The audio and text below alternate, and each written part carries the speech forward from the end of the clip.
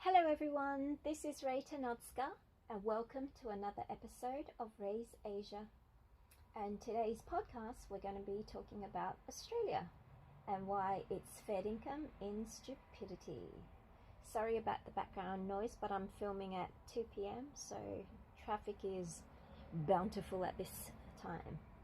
Okay, so before I move on to the Australian topic, I'd like to prelude this with a little anecdote.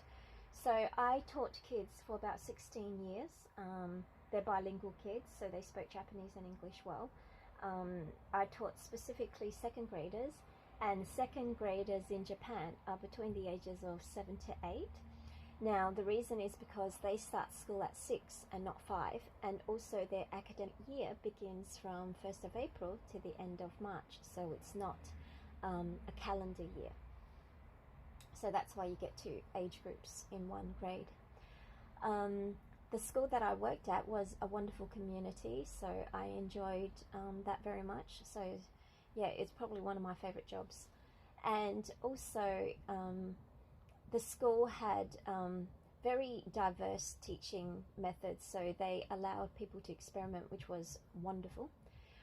My teaching evolution has run the full gamut of being a more traditional teacher-centered kind of style, all the way to being more of a facilitator.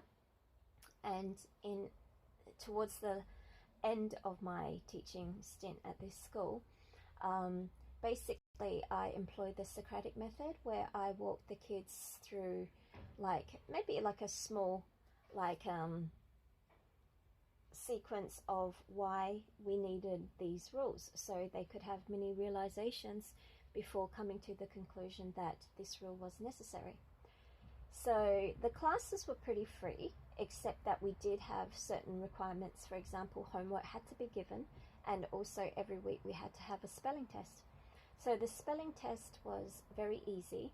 Basically, we chose 10 words from the main text that we were using, and then they had 1 week to learn the words, and then the next week we would have the test. So I would say the word once, use it in a sentence, and then say the word again. So for example, car. There are a lot of cars around my apartment. Cars, okay? So it was very easy. And with each thing that we had to do, each class activity, of course there needed to be rules pertaining to that activity too. So once again, I asked the kids, is it okay to have an open book test? And they were all adamant that it was not, because they said then it would be too easy. And then so I said, okay, so is it okay to share answers? And then they said no, because that's too easy, and it's also not fair, because what if one person learns and another doesn't? So then we agreed that sharing answers was wrong. And I said,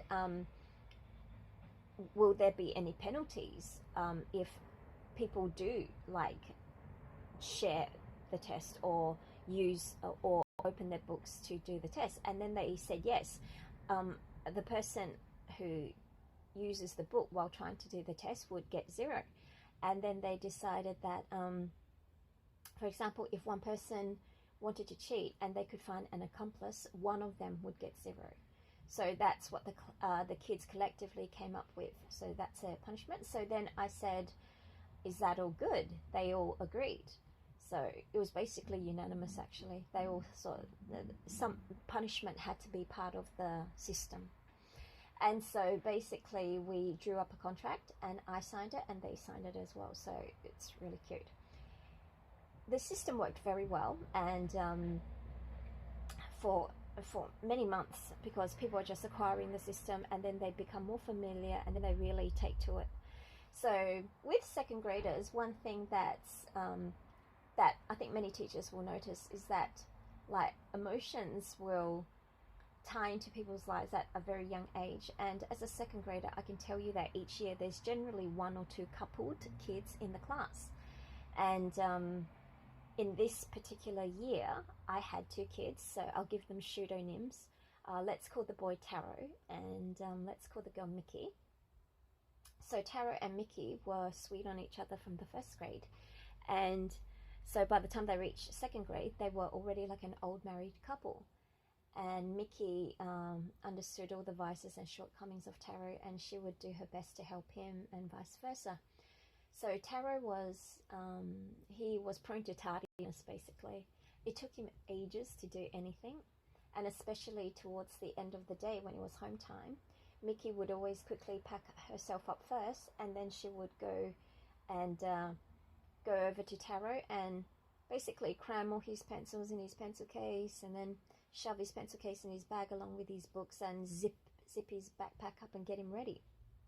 And Mickey was, she was a little bit high strung. She was also a perfectionist, and so basically Taro was her he was her mental aid.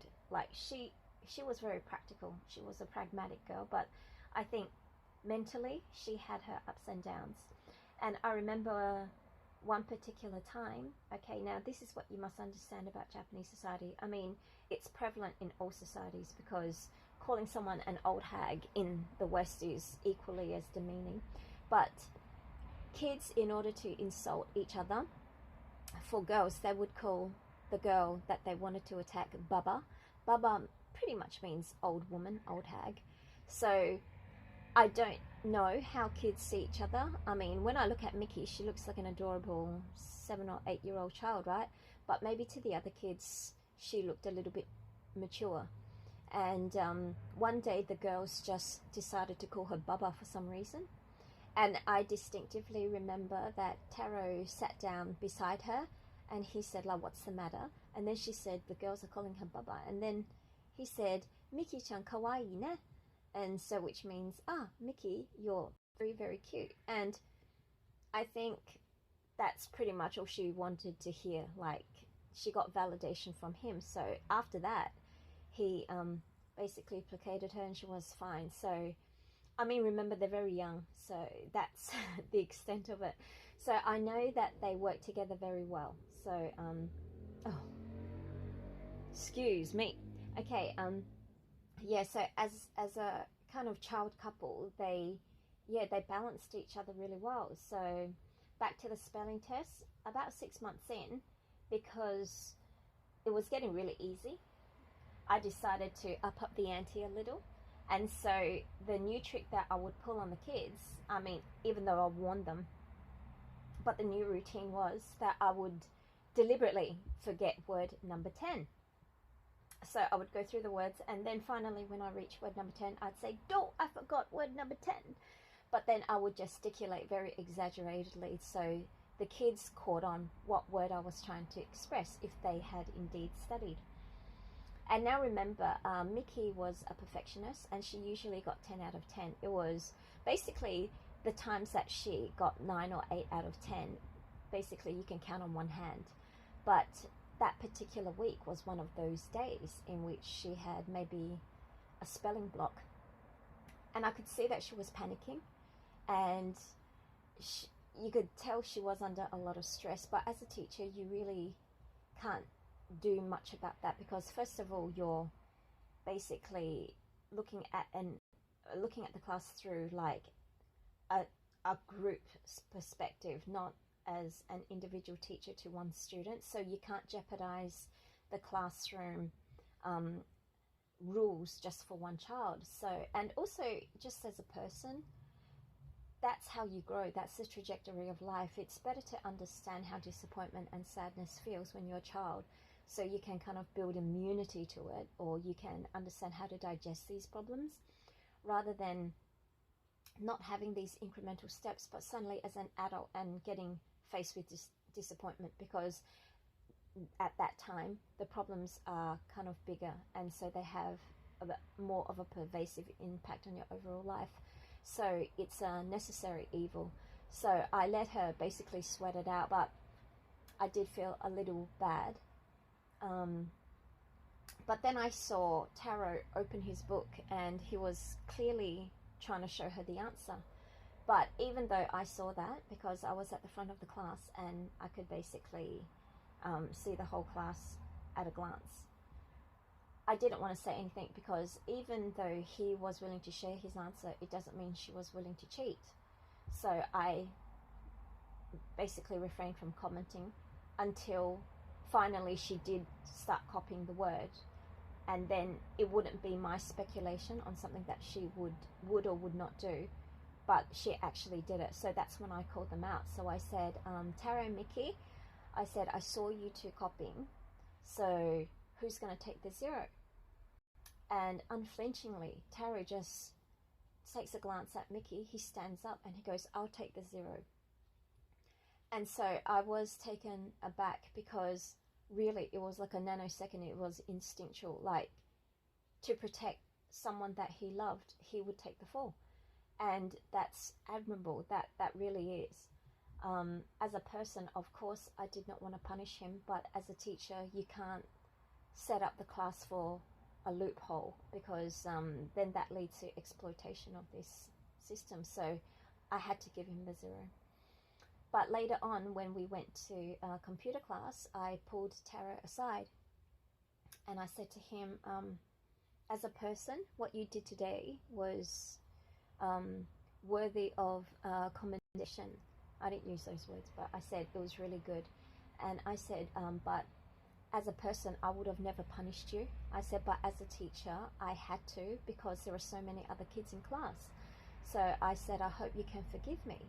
And he said, no, Ray, it's okay, because I understand. And then he just smiled at me and he walked off to do his computer stuff. And at that time, I was pleasantly surprised, because remember, he's like 7 or 8 years old at that time. And even at that age, Asia is capable of producing this level of discernment and nuance in how a child views his reality and his role in society. And I contrast that to when I was in 2nd grade. In fact, all the way until I would say maybe 4th or 5th grade, the most common lamentation I would hear is the cry of kids saying, that's not fair, Bianca started it. Like, you know, it would always be this kind of framework of logic.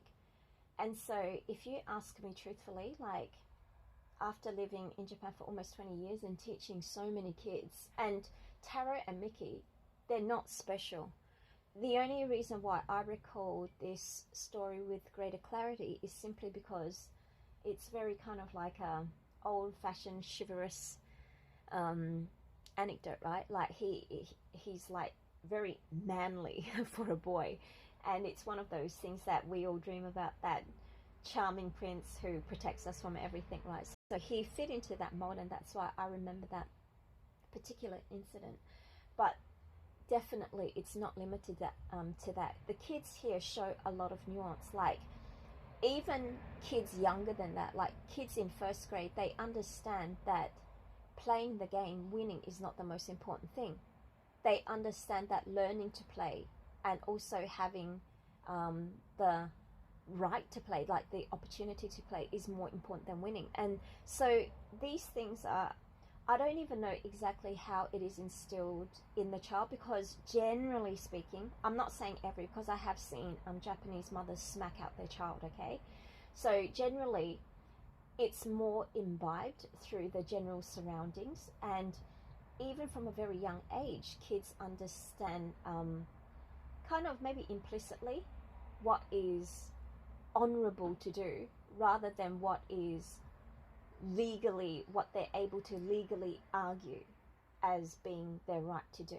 Like, I don't know if that really makes sense, but what I mean is that sometimes what you should do and what you can do are not the same things.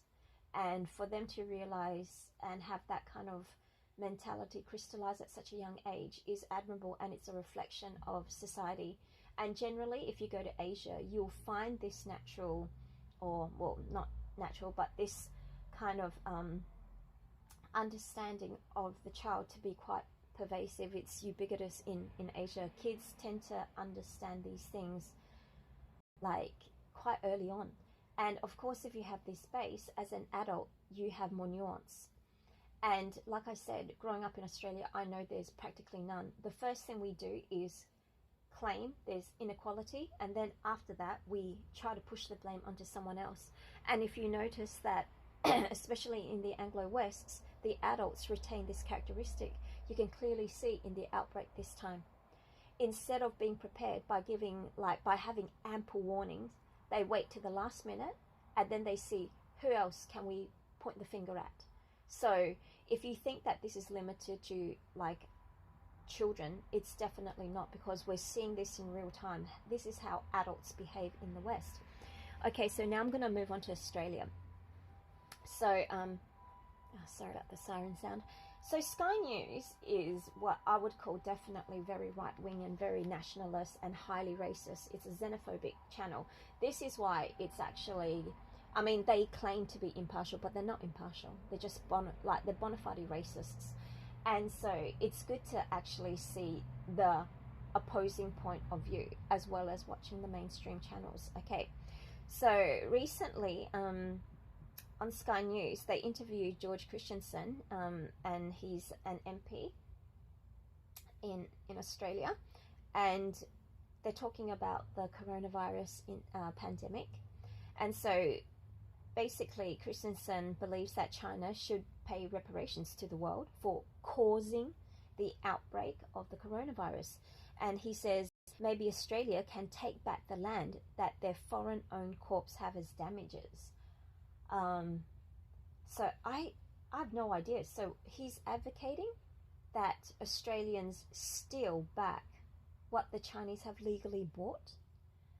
Like, what kind of reckless, like suggestion is that? How belligerent. Like, the bellicosity of a fully grown adult in Australia flummoxes me. Like, how can you honestly be this ridiculously stupid, violent, aggressive, unhinged as an adult? Like, it's as if the Australian education system, it's like the Australian education system was basically under the tutelage of people like Ivan Milat. Like, I really have no idea that these are fully grown-ass adults who are uttering these kind of things. And like I said, he's not the first, because those of you who follow me from Quora, I made a post about Andrew Hastings as well, comparing China to the Nazis. Okay, and then yesterday I got this news article alert on my phone, and it's called, let's see, the title is called Coronavirus Australia, Jail for People Sending Face Masks, Sanitizer to China.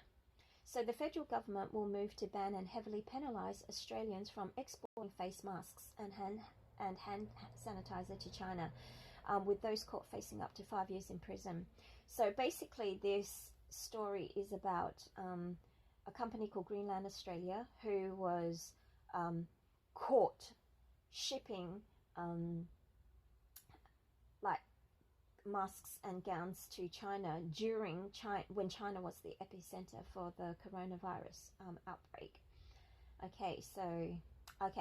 So the decision comes after a Chinese-backed company, Greenland Australia, that recently sent 10,000 masks, 30,000 protective gowns, and 68,000 disposable gloves from Sydney to Shanghai, claimed it's now gathering supplies to donate to Aussie doctors and nurses. They attached a video footage of this incident, this bust, but it's only 42 seconds, and all we see is that this white guy, Australian journalist, going into a warehouse, and he accosts the Chinese workers, and he says, "Where are you sending these goods?" And the Chinese guy literally said, "We're sending it to China, Hong Kong, Taiwan." And so this reporter goes, "Oh, so you're sending it to China, are you?" And then the clip cuts. So clearly, okay, he's naming other places. First of all, he's naming a special autonomous region, 2 special autonomous regions, and yes, they are under China, but that's not the way the West normally argues. When the Anglo-West wants to argue, for example, during the Hong Kong riots, where the traders were waving the British and American flags, they said Hong Kong should be independent, right? And they constantly put Taiwan in a separate category, not necessarily under China. So, but this time they decided to employ blanket that Hong Kong and Taiwan doesn't count and that it's all under China. Okay, so, okay, all right. Greenland Australia also recognises that Australian people are currently at risk with the more recent and ongoing domestic spread of COVID-19. So the company is focused on helping people in this country through a similar effort that was undertaken for China. So this company is not the devil's spawn. This company exercised magnanimity by providing aid to whichever country was in most need of it. So during January and February, China was the epicenter. So naturally, China needed more things, right? Okay, but now that Australia has had like a boost in COVID-19 diagnosis, the focus now is back to Australia. Okay. Now, this is the thing which is most frustrating. I'd love to blame, like many people would like to claim, that the stupidity rests with our parliamentarians, okay, our government. And it's not the normal everyday Australian that's a pack of xenophobic morons, okay? But unfortunately, that can't be said to be true, okay? Now, the next incident. The decision comes as more than 60 Melbourne wharfies were today stood down after refusing to unload a container vessel carrying medical supplies from China. Workers refused to unload the vessel, understood to be carrying toilet rolls, you know, the much prized toilet roll, surgical masks, shoe coverings, chemicals for the manufacture of soap and detergent, surgical gowns, laboratory coats, hairnets, tin food and white goods due to coronavirus risk concerns.